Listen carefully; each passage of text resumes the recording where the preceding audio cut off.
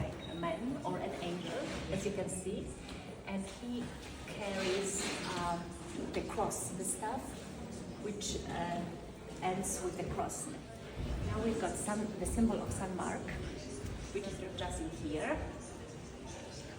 Now we are moving to San Luke, represented as a calf, and finally San John, represented as an eagle.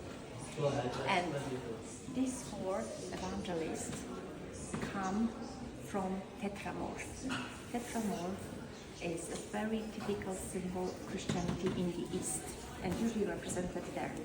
So tetramorph means one form divided into four beings, but it's still one, okay? So it's got four different faces, and it appears in the vision according to Ezekiel in the Old Testament. And from there, it was moved to the Apocalypse, and there are apocalyptic beasts, and these beasts started to be regarded as symbols of four evangelists. And these evangelists are very important for Christian iconography, and they are actually very important also in the program, in the whole Christian cycle, which started to be applied in art in Oriental churches, especially in Coptic Egypt. So we've got the whole program cycle of iconological features in Christian Egypt. Okay, so we've got two different layers of Majestas Domini, and it is mostly represented in the apses of the churches and chapels in Egypt. So in the upper part, we've got Christ on the throne, like there, and Christ is surrounded by these four living beings, four evangelists. Okay, so this is one part. Then we've got four angels of presence as there, and in another full-page illumination with the Virgin and Christ Child group.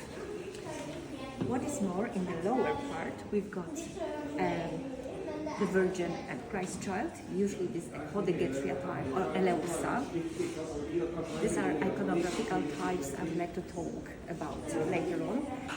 And there are also apostles. So we've got two layers, that's right. And these two layers represented in Coptic Egypt was also represented in the Book of Kells. So we've got Christ in Majesty, we've got four evangelists, and we've got also the full page illumination with the Virgin and Christ Child group. And Virgin then looks like Eleusa. Eleusa means a tenderest virgin. So a virgin who shows her maternal feelings towards the Christ Child. And Christ Child also shows his attention, his feelings to his mother. So they touch each other, they look at each other with some kind of intimacy. So they look like human beings, you know, like this kind of, there is shown this kind of relationship between mother and her child. And this is actually Eleusa. There is another iconographical type which is called galactropousa lactans. It means nursing mother. So then the Christ Child is fed, is nursed by his mother, that's right, which is actually a little bit visible in the full page illumination in the Book of Kells. I would like to show it later. And there is also Hodegetria type.